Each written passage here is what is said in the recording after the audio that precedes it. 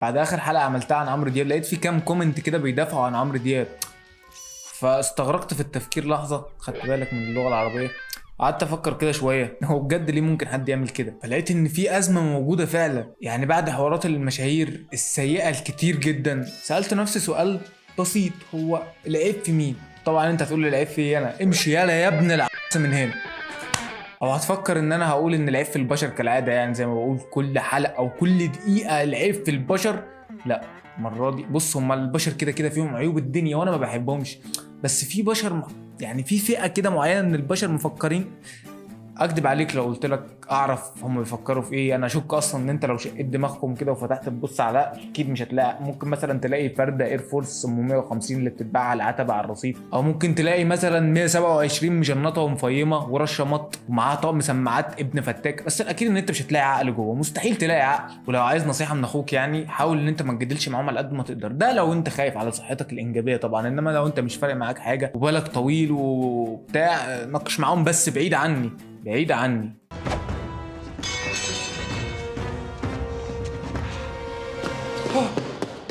بس طبعا الفئه دي من الفانز اتمنى ان هي تكون عندي، عشان هعمل اي حاجه غلط في حياتي وهفشخ اي حد في افكاره وهلطش لاي حد، وكده كده هم هيخلقوا لي مبرر. دول حرفيا ان دول اللي بيخوضوا حروبا لا يعلم عنها احد شيء غيرهم، هم واللي بيتناقشوا معاه الله يلعنهم، وبيدخلوا نقاشات عبثيه. اقسم بالله تبقى انت قاعد، انت مش عارف انت وصلت لهنا ازاي اصلا. اللي هو انا ايه اللي جابني هنا؟ هديك مثال، مثلا فانز ميسي وكريستيانو على اللي بيقارنوا مين الافضل فيهم. طبعا كريستيانو معروفه، بس تعال نفترض ان احنا دخلنا جدال دام لساعتين. الجدال ده هينتهي بانك موريني صوره ميسي بكاس العالم وانا ضربك طلقه بمسدس خرس في نص دماغك خليتك شبه الهنود.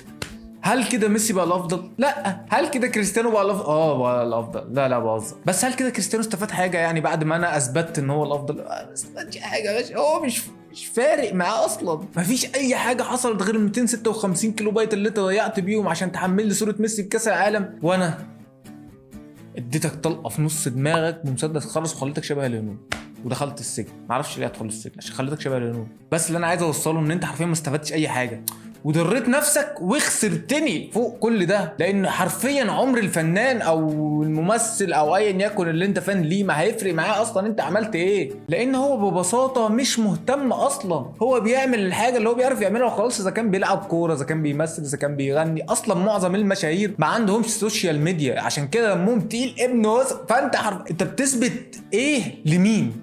يعني قول لي بقى، انا عايز اعرف. يعني انت مثلا بتدخل في بوست مثلا على الانستجرام بتدافع مثلا عن عم احمد نور الدين مثلا. عم احمد نور الدين ما عندوش انستجرام ومش مهتم اصلا ان انت بتدافع عنه. الراجل عايز وراك فراخ بالبصل الاحمر وخلاص.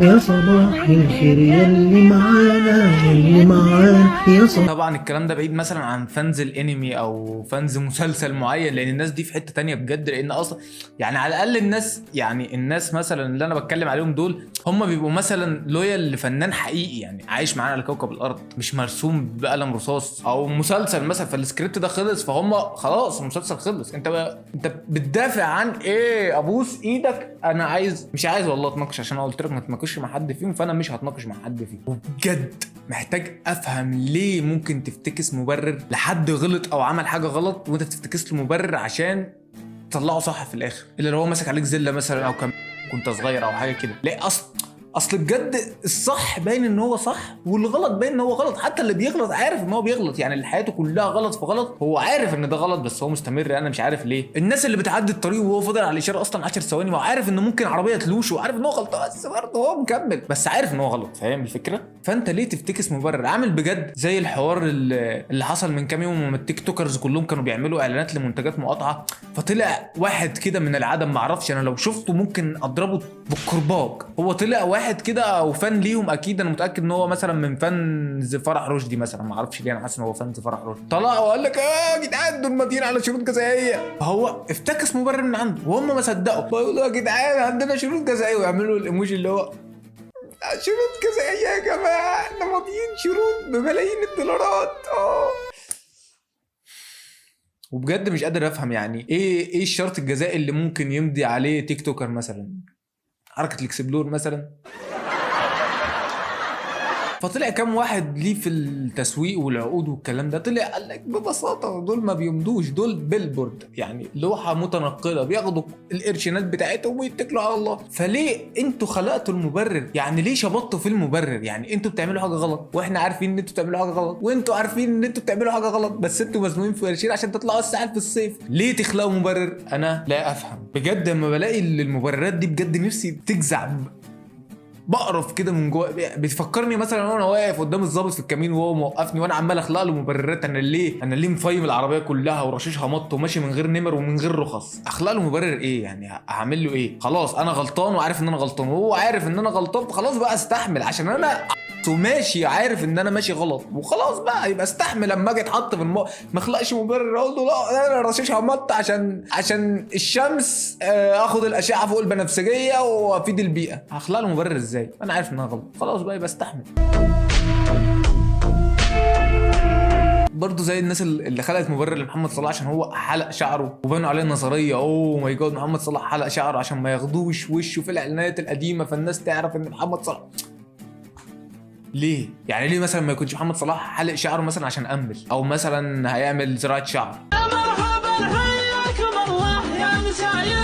ايه المانع يعني ان هو حلق شعره عشان كده؟ اصل هو بجد طالما ما طلعش قال فخلاص انت ليه تفتكس وتعيش نظريه المؤامره؟ وانت المحامي بتاعه يعني انت بتاخد مرتب على كده؟ لا سيب المحامي بتاعه اللي بياخد مرتب على كده يفتكس له هو مبررات، انت مالكش دعوه. اصل انت مش دخلته ولا المحامي بتاعه فخلاص ما تفتكسش حاجه، خلاص انت سيبه هو هيطلع يقول انا حلقت شعر ما قالش خلاص غرف. توجعش دماغنا وتعمل لي بوست فيه كلمه عرض المزيد. سيمور ايه مش عايز سيمور. انا حرفيا بكسر اكتب كلام على البوست بحط ايموجي وخلاص. فانت هتعمل لي بوست فيه سيمور يعني هفتح عشان اشوف محمد صلاح حلق؟ يا دين امي. ده دلوقتي في مشكله اكبر كمان، الناس بقت تبقى فان لاي حد لمجرد ان هي تبقى مميزه. يعني فاهم، ممكن يجيب لك واحد من جول الهويه يقول لك انا فان ليه ويدافع عنه باستمرار. يعني مثلا ممكن واحد تلاقيه طالع يبقى فان لعمرو بيلا مثلا، فهو يبتدي يقتنع في دماغه ان هو انا الوحيد الفان لعمرو بيلا فانا كده جامد فشخ ومميز وبتاع. لا هو بالنسبه لي انا طبعا مميز. يا نهار اسود فان لعمرو بيلا ده كده ما فضلش معجزه تحصل غير ان انا اتشهر بس. فهو يبتدي بقى كمان يقتنع بريفيوهات عمرو بيلا ويقول لك المكرونه فيها طعم الزفاره باين قوي، الزفاره باينه فيها قوي بطريقه غير معتاده على بهيج. ومش مشكلتي ان هو بيقتنع بكلام عمرو بيلا، لا هو عايز يقنعك انت كمان بان المكرونه زفره زي ما عمرو بيلا قال عافيه. ويبتدي بقى ان هو بعد ما بقى فان لعمرو بيلا عادي لا خلاص بقى انا كده ما ينفعش، لازم اتطور في المستوى بتاعي شويه. فيبتدي يحفظ تاريخ عمرو بيلا كله، فيفتكر ان هو كده بقى ايه فان VIP مثلا وانا افريج فان عادي. عشان ما اعرفش مثلا ابي يوسف بيلبس بوكسر لونه رصاصي، هو تلاقيه عارف المعلومه دي ان ابي يوسف بيلبس بوكسر لونه رصاصي. انا ما قول لي بالله عليك انت استفدت حاجه اما عرفت ان ابي يوسف بيلبس بوكسر رصاصي؟ انا استفدت حاجه اما عرفت ان ابي يوسف بيلبس بوكسر رصاصي؟ شركه كوتونيل استفادت حاجه اما عرفت ان ابي يوسف بيلبس بوكسر رصاصي؟ شركات حمايه البيئه استفادت حاجه اما عرفت ان ابي يوسف بيلبس؟ ما حدش استفاد اي شيء. اتمنى فانز ابي يوسف ما يكنسلونيش، انا فان معاكم بس انا فان لشخصيه بونوكيو، باقي الشخصيات بقى بره عني بجد. والناس دي بجد عاملين زي المدمنين اللي هم سايبين حياتهم عايشه حياتها هم سايبينها وقاعدين بقى للسقطه واللقطه، اي خبر يطلع يبتدوا يجروا عليه عشان يعملوا نقاش يدوم من 2 ل3 ساعات عن فوائد اغاني عمرو دياب للفتيس بتاع الفيرنا بيخليها تقفل العداد. فعشان كده وعشان خاطري، يعني عشان خاطري انا ما تجادلش معاهم وما تدخلش معاهم في نقاش، سيبهم. وعشان انا برضو مش عايز اشوف القرف ده، يعني انا مش عايز اشوفك بتقنعه بحاجه هو عارف ان هي غلط وانت عايز تقنعه صح تقعد 4 ساعات. انا مش عايز ساعتها اعمل زي عمرو دياب وانزل فيكم ضخ تلطيش. بس للاسف انا ما عنديش فانز يخلقوا لي مبرر فهتحبس بجد. عاملين زي الناس اللي عايزين يعرفوا مين توليد ده، اللي يقول لك عمرو دياب واللي يقول لك خفاجي واللي يقول لك عمرو بيلا واللي يقول لك عم احمد نور الدين. انت هتستفاد ايه لما تعرف؟ nothing. مش هتستفاد اي حاجه. فسيب الراجل يعمل لنا الاغنيتين الكويسين وما تشتتوش ان هو يبقى عايز يخبي دراعه وعايز يخبي وشه وما يركزش في الاغاني. سيب الراجل يغني يا عم. افرض طلع عم احمد نور الدين انت ايش استفدت؟ قول لي. ولا اي حاجه. حتى لو عم احمد نور الدين انت منين يا ابني؟ من فرنسا؟ انت من فرنسا؟ انت ابني منين؟ انت من فرنسا ولا من المانيا؟ عايز اقول لكم ان الفانز دي في مسلسل ذا بويز 3 كانوا عاملين كده وبيخلقوا مبرر لهوملاندر ان هو عمال يقتل الناس وبتاع. اول واحد قتلهم هو هوملاندر، فخلي بالك تبقى فانزل لعمرو دياب وتخلق له مبرر، اول واحد هتتلطش بالكف انت وانا بره عني. حلوه الحلقه دي على فكره. بس كده يا شباب، اشوفكم في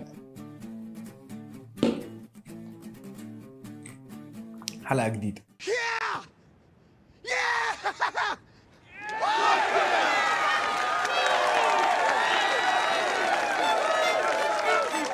Ha ha ha ha!